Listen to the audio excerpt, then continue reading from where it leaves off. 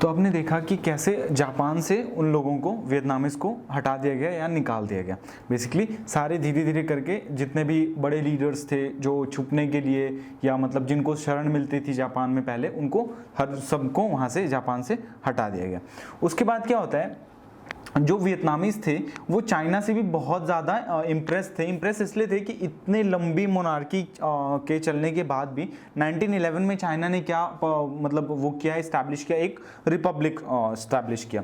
तो इस वजह से जो वियतनामीज थे वो उनसे भी बहुत ज़्यादा वो थे, इन्फ्लुएंस थे। उसके बाद क्या होता है कि वियतनामीज जो हैं वो एक नया वो फॉर्म करते हैं, क्या करते हैं, association for the restoration of Vietnam, ऐसे करके एक ग्रुप फॉर्म करते हैं। अब ये ग्रुप ये ग्रुप का जो मोटिव होता है वो क्या होता है, वो बेसिकली क्या करते हैं, जो वियतनामी स्टूडेंट्स हैं उन्होंने ही मिलकर ये ग्रुप फॉर्म किया। अब क्या होता है, फरवरी 1930 में हो ची मिन जो है, हो ची मिन वो क्या शुरू करता है, anti colonial movement, anti colonial movement शुरू करता है, जिसका लीडर कौन होता है, हो ची मिन। और वो क्या करता है, सारे नेशनलिस्ट लोग, ठीक है, सारे जो भी नेशनलिस्ट ग्रुप होते हैं सबको मिलाता है और क्या करता है, वियतनाम कम्युनिस्ट पार्टी का गठन करता है या फॉर्म करता है, ठीक है। अब क्या होता है कि ये सारे लोग मिलके इंडो चाइना के लिए काम करते हैं, मतलब वियतनाम के लिए काम करते हैं। अब क्या होता है, 1940 में क्या होता है, जो जापान है वो वियतनाम पे हमला कर देता है।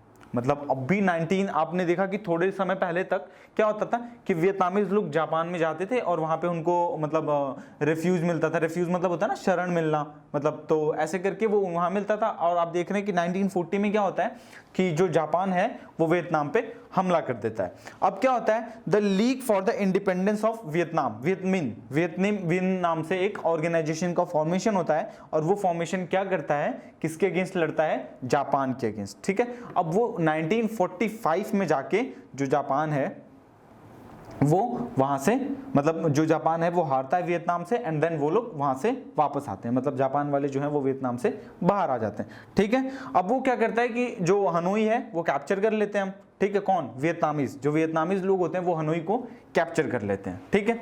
उसके बाद क्या होता है, जो फ्रेंच लोग हैं, जो फ्रेंच जितने भी जो फ्रेंच, अब फ्रेंच तो गए नहीं थे, बेसिकली क्या किया था, 5 सालों में उन्होंने जापान वालों को हराया था, क्योंकि वियतनाम वाले जो थे वो दोनों से लड़ रहे थे, जापान से भी एंड देन फ्रांस से भी। तो फ्रांस अभी तक नहीं गया था, फ्रांस अभी भी जापान में ही था, वो सॉरी वियतनाम में ही था, ठीक है। अब 8 साल की बहुत लंबी लड़ाई के बाद, मतलब काफी लंबी लड़ाई चलती है, देन 1954 में फ्रेंच लोग जो हैं वो हार जाते हैं वॉर में, एंड देन क्या होता है, जेनेवा नेगोशिएशन होता है। जेनेवा नेगोशिएशन होता है, उसमें क्या होता है कि भाई एक मतलब होता है ना कि पीस का एग्रीमेंट, कि भाई अब हम जो है, हम फ्रेंच जो है वो छोड़ के जा रहे हैं वियतनाम को, and then Vietnam is free now. तो फिर क्या होता है कि जो अब क्या होता है कि फ्रेंच, वो जो वियतनाम है वो इंडिपेंडेंट तो हो जाता है, बट क्या होता है कि वियतनाम जो है वो 2 पार्ट में डिवाइड हो जाता है, नॉर्थ एंड देन साउथ, ठीक है।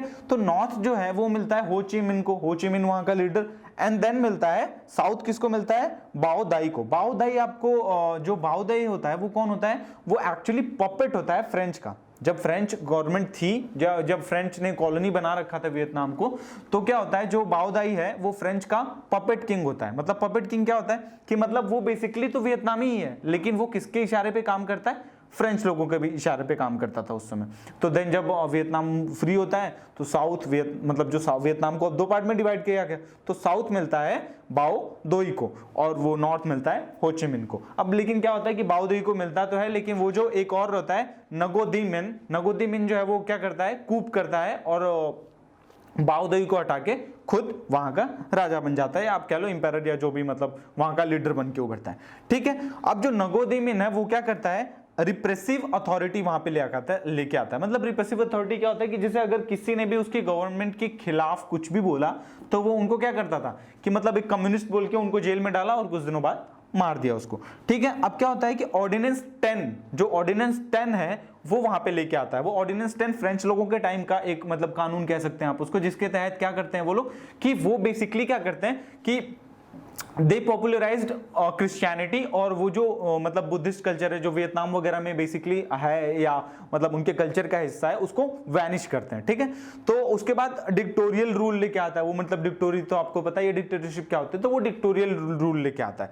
अब क्या होता है कि नेशनल लिबरेशन फ्रंट जो है वो फॉर्म होता है, ठीक है, और वो कम्युनिस्ट को पावर मिलनी शुरू होती है। अब मतलब ऐसे क्या होता है कि पूरे वियतनाम में धीरे धीरे कम्युनिस्ट पावर जो है वो स्ट्रांग हो रही होती है। अब ये देख के अमेरिका खुश तो होता नहीं है, तो बेसिकली क्या करता है फिर अमेरिका जो है वो अटैक कर देता है वियतनाम पे। कब अटैक करता है? 1965 के आसपास। 1965 से 1972 के बीच लगभग 34 लाख यूएस के लोगों ने सर्विस दी। कहां पे? वियतनाम में। सर्विस देने का मतलब क्या है? वो यूएसए की तरफ से लड़े। अब इतनी सारी मतलब अब यूएसए वाज ऑलरेडी डेवलप्ड, उनके पास सारी मतलब आप कह सकते हैं कि सारे इक्विपमेंट, सारी फैसिलिटीज, सब कुछ था। इसके बावजूद भी लगभग 47,000 लोग मारे जाते हैं और लगभग 3 लाख लोग इंजर्ड होते हैं। अब ये जो 34 लाख लोगों ने सर्विस दी, उनमें 7,484 मतलब 7,484 वुमेन्स भी थी इंक्लूडेड, ये भी थी जिन्होंने सर्विस दी वियतनाम में यूएसए की तरफ से, ठीक है। अब यूएसए जो है इसने केमिकल बॉम्ब भी इस्तेमाल किए इसमें, जैसे फास्फोरस बॉम्ब का इस्तेमाल किया, एजेंट ऑरेंज का इस्तेमाल किया। तो मतलब यूएसए ने बेसिकली बहुत सारा, और ऐसा नहीं है कि इसका नुकसान सिर्फ वियतनाम को हुआ। वियतनाम, मैंने आपको बताया कि यूएसए वालों को भी बहुत नुकसान हुआ, 47,000 लोग मारे गए। उसके बाद मैंने बताया आपको कि 3 लाख लोग इंजर्ड हुए, तो काफी भारी नुकसान हुआ। अब इस वॉर का इफेक्ट यूएसए पे क्या हुआ ये देख लेते हैं। बेसिकली क्या हुआ, people started criticising USA. Criticise करने का मतलब था कि आप ऐसे वॉर में घुसे जहां पे आपको जरूरत थी नहीं बेसिकली घुसने की, और आपने मतलब ऐसे वॉर में अपने लोगों को झोंक दिया और काफी लोग मारे गए, तो इस वजह से बहुत ज्यादा क्रिटिसाइज हुआ यूएस। उसके बाद क्या हुआ, यूथ जो थे उनको जबरदस्ती भेजा गया, मतलब जो भी यूथ्स वगैरह थे उनको फोर्सफुली वॉर में मतलब क्या किया गया कि भाई आप अटेम्प्ट करेंगे वॉर, और उनको जबरदस्ती भेजा गया, ठीक है। उसके बाद जो भी वहां मतलब सर्विस देने वाले लोग थे, उसमें ज्यादातर लोग जो थे वो वर्किंग क्लास के बच्चे थे, मतलब जो भी वर्किंग क्लास थे उनके बच्चे, उनको भेजा गया वॉर में। और उसके बाद जो माइनॉरिटीज से आते थे, मतलब जो माइनॉरिटीज थी उनको भेजा गया। तो और उसी समय यूएसए में क्या चल रहा था, सिविल राइट्स मूवमेंट भी चल रहा था। तो it was like USA both the side से हार रहा था। वियतनाम में भी it was like they were not going very successful, और खुद की कंट्री में तो मैंने आपको बता दिया कि लोग क्रिटिसाइज कर रहे थे, और मतलब एक तरीके का प्रोटेस्ट चल रहा था यूएसए में उनके ही अगेंस्ट। तो ये सारा कुछ हुआ, ठीक है। उसके बाद अब अगर आप इसको अगर हॉलीवुड से जोड़ के देखें तो हॉलीवुड में भी कुछ एक आधी मूवीज बनी हुई है इस किस्से पे। कुछ मूवीज हैं जो सपोर्ट करती हैं, कुछ मूवीज हैं जो अपोज करती हैं। तो there are both kinds of people, ठीक है। अब हो ची मिन ट्रेल की बात करते हैं। हो ची मिन ट्रेल क्या है? अगर हो ची मिन ट्रेल एक इंपॉर्टेंट एस्पेक्ट है इस पूरे सिनेरियो का, और it will be an important aspect in your exam. तो हो ची मिन क्या है कि वो नॉर्थ से साउथ वियतनाम सामान पहुंचाता था, क्योंकि आपको पता है कि जो वॉर है वो कहां चल रहा था, साउथ वियतनाम में चल रहा था, ठीक है। तो हो ची मिन ट्रेल जो है वो क्या करता था कि वो एक रास्ता, ट्रेल का मतलब होता है रास्ता, तो हो ची मिन ट्रेल पे क्या नॉर्थ से साउथ मैन और मटेरियल भेजा जाता था। मैन और मटेरियल मतलब भाई अब वॉर है तो वहां लोगों की जरूरत होगी, मटेरियल मतलब हथियार, खाने पीने का सामान, नर्सिंग वगैरह का सब कुछ। तो it was all basically transferred from that way. उसके बाद 1967 में लगभग हर महीने 20,000 लोग जो मतलब ये हो ची मिन ट्रेल से नॉर्थ से साउथ गए, ठीक है। उसके बाद क्या होता था, जो ट्रेल था उस पे बीच रास्तों पे हॉस्पिटल्स वगैरह और जो सपोर्टिव स्टाफ वगैरह था, या सब मतलब आप कह सकते हो कि रुकने की जगह हॉस्पिटल्स वगैरह, ये सारा कुछ बना हुआ था ताकि अगर रास्ते में मतलब अगर किसी को कोई परेशानी हो तो दे कैन स्टॉप देयर और हॉल्ट कर सकते हैं, देन दे विल कंटिन्यू, ठीक है। मोस्ट ऑफ द ट्रेल जो है वो आउटसाइड ऑफ द वियतनाम था, मतलब ज्यादातर लाओ में या कंबोडिया में ज्यादातर ट्रेल थी। और उस ट्रेल पर मतलब जो वुमेन्स थी वो बहुत ज्यादा, मतलब वो ना पोर्टर्स का काम करती थी, सामान एक जगह से दूसरी जगह लेके जाना, जो ट्रेल्स हैं उनको बनाना, ये सारी काम वो वुमेन्स किया करती थी, ठीक है। अब जो ट्रेल्स पे लगातार यूएसए बॉम्बिंग कर रहा होता था, बिकॉज वो यूएसए ट्रेल पे बॉम्बिंग क्यों करेगा कि वो इसलिए ट्रेल पे बॉम्बिंग करेगा ताकि जो वियतनाम के लोग हैं वो ट्रेल से मतलब ना पहुंच पाए, हम ट्रेल को खराब कर दें। ट्रेल का मतलब आप समझ रहे हो, रास्ते की बात कर रहे हैं हम। तो वो बेसिकली बॉम्बिंग करता था, लेकिन फिर वो वियतनामीज लोग उसको दोबारा से रास्ते को बना लेते थे, ठीक है। अब हो ची मिन की बात कर लेते हैं थोड़ी सी। हो ची मिन जो है, आपको सबसे पहली बात पता है कि उसने नेशनलिस्ट ग्रुप्स को जोड़ा और इंडो चाइना कम्युनिस्ट पार्टी बनाई। सबसे पहली चीज ये आप शुरू से पढ़ते आ रहे हैं, ठीक है। उसके बाद इसने क्या किया, सोशलिस्ट पॉलिसीज इंट्रोड्यूस की। उसके बाद इसने किया जो फाइट्स, जो मतलब वियत मिन नाम से एक इसने ग्रुप बनाया जो बेसिकली क्या करता था, फॉरेन जो पावर्स थी उनके अगेंस्ट ही लड़ने का काम करता था। अब ये इसने कम्युनिस्ट पीपल, जो भी कम्युनिस्ट लोग थे उनको लीड करने का काम किया और ऑर्गेनाइज किया पीपल को, जैसे ज्यादातर लोगों को ऑर्गेनाइज किया ताकि वो अपनी स्ट्रगल, मतलब अपना वो जैसे आप कह सकते हैं कि लड़ाई में हिस्सा लें अमेरिकन ट्रूप्स के खिलाफ, ठीक है। ये सारी चीजें थी। अब लास्ट जो है हम बात करते हैं वुमेन वॉरियर्स की। मतलब आप अगर वॉर की बात करें तो इसमें एक बहुत बड़ा मेजर रोल था वुमेन्स का, वियतनाम की।